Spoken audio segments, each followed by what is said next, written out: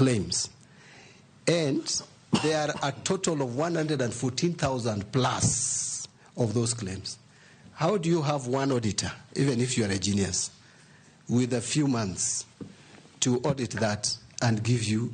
So what I'm saying in a nutshell, Mr. Speaker, is that we need to have a system where there is nothing like pending bills verification, because it has become a way of just failing to pay bills that are owed. We must have a system. Not only that, nominee, you remember about 8 years ago, there was a committee to verify pending bills.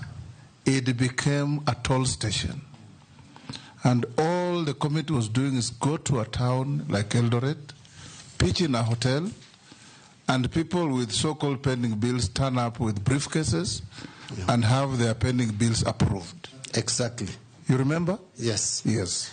And what are you going to do differently? It may happen again and again. What my proposal would be is that we may have to have a system, and it can even be through a legislation, where a legislation we have in the PFM Act that pending bills form first charge. But we should criminalize failure to pay pending bills. But above all, as CS Finance, which does not even require any policy or any legislative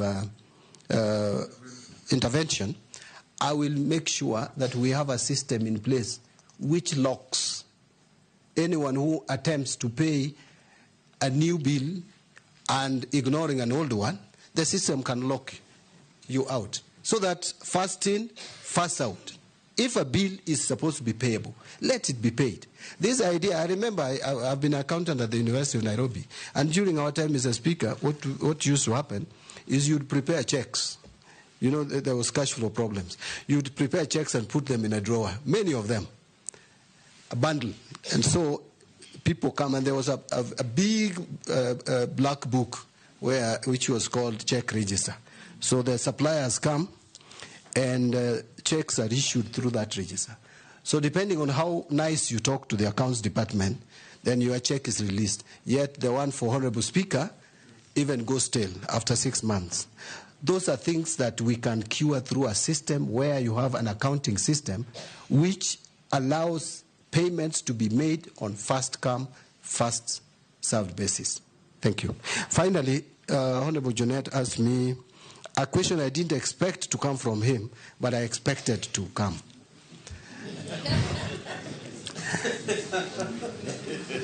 Mr. Speaker, I've been asked about bottom-up.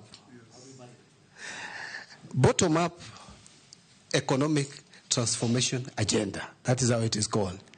Let me tell you, through you, Mr. Speaker, tell Honorable Junet this, that bottom-up is actually a concept of UDA, read Kenya Kwanza. But I want to tell him that if you look at the philosophy of UDA and ODM, there is no difference. Actually, the two are social democrats. Yes. The two political parties promote social democracy. But let me leave that for that. Look at better. What is it all about? It talks about job creation. It